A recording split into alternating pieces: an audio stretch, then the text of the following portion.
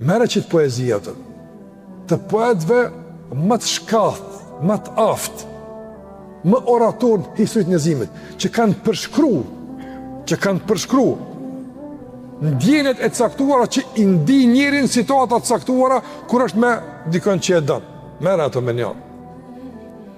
Mere përshkrimin e devotshmive që kanë folë për jetimet e namazit natës kur vetmohen me Allahun azza wa jalla. Edhe shiko pastaj cila është jeta për një me reale, ku është knetësia për një me aftën. Andaj Allahu xhallahu në surën Sejdë ku përmend knetësinë e namazit natës që apo të gjafa junubum anil madaji'. I lojnë shtratin, e lojnë ngrohtësinë, e lojnë knetësinë, e lojnë rahatin e gjumit të gjafa junubum. Ngritën, largojnë trupin nga shtrati. Për me lutë Allahun xhallahu ala, për me adhuru Allahun xhallahu ala. Fala ta'lamu nafs. Shiko Allahu po thot, nuk ka shpirt mbi fytyrë tokës që e din çfarë knatësi këta pretojnë. Nuk dini ju nuk dini knatësinë që e kanë këta, nuk dini ju. A kuptot? Allah emrum ilahun ghayrullah, mos keni me zot tjetër që një me kur pa adhuroni shpirti po i kënaqet. Mene po i qetësohet. A ka kësi Zoti? Po s'ka vëllazni, nuk ka. Shikoni vete kur të qoftë, apo janë pretimet momentale, formale, me pasoja pastaj të komplikuara, të vështira, me depresion, me strese, me ngarkesa. Ai që Allah në adhuron.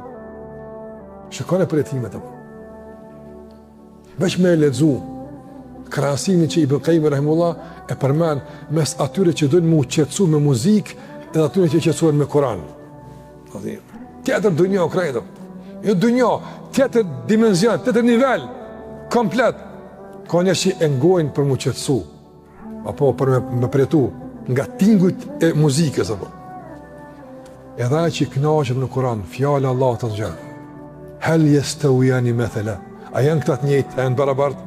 Korallë. Është çështje vallai që njeriu e ndyt vetën e tij, duke u shkarravit në mbeturit e ndryshme të dunjas, duke eksperimentuar me jetën e vet, duke u bart herë një kuptim, herë një adhurim, herë një idhull, herë një drejtim e kështu me radhë, në kërkim të diçka që nuk ka mundësi kur me e gjetë, përveç se të pragu adhurimit. E pamundshëm është, nga sa Allahu ka gjykuar që shtopë.